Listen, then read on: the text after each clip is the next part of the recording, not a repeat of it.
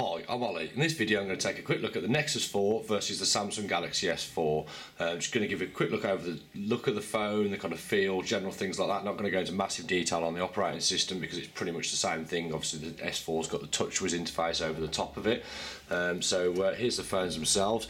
You've got a 4.7 inch screen on the Nexus 4, whereas it's a 5 inch screen on the Samsung, 1080p on the S4, whereas it's just over 720p on the Nexus 4. So I'll just flip the screen on and give you an idea of what the 0.3 of an inch looks like.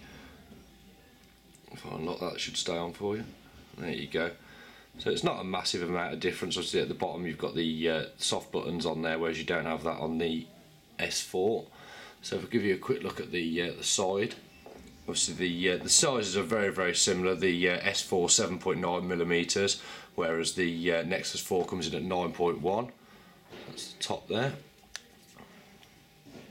Overall, the phones are really similar. I think, considering the difference in price, I think the Nexus 4's probably going to be the winner. I mean, this was £279, whereas this is £600.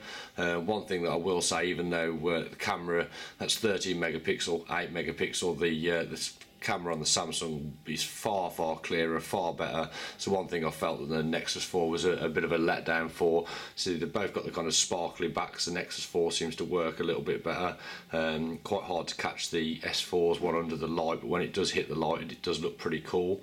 So those are really the kind of physical differences. Weight wise, it's 130 grams for the S4, whereas it's 139 for the Nexus 4. You've got wireless charging built in this. You have to get a backplate on the Samsung. The battery life's going to be a little bit better on the S4.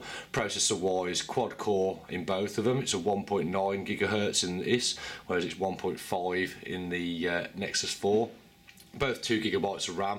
Obviously you've got expandable storage on the S4, whereas you can't expand the Nexus. The largest capacity is 16 gigabytes, which has caused some people problems because there's no way without using OTG to expand it.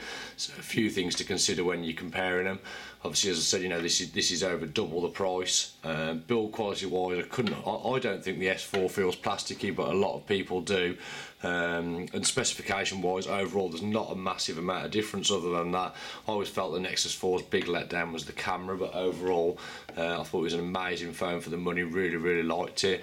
Obviously the screen on the S4 does really show up the Nexus 4, but that's not saying there's anything wrong with the Nexus 4. Sound quality wise, again the Samsung's got the edge on it, but again for a phone that's double the price, that's the kind of thing you'd expect. So I'll leave it at that. Obviously on the Samsung, they've got TouchWiz interface over the top, which some people like, some people dislike. I think as a basic user it can be better, but I do really like the clean, unmessed with look of the Nexus 4 and how it functions with applications.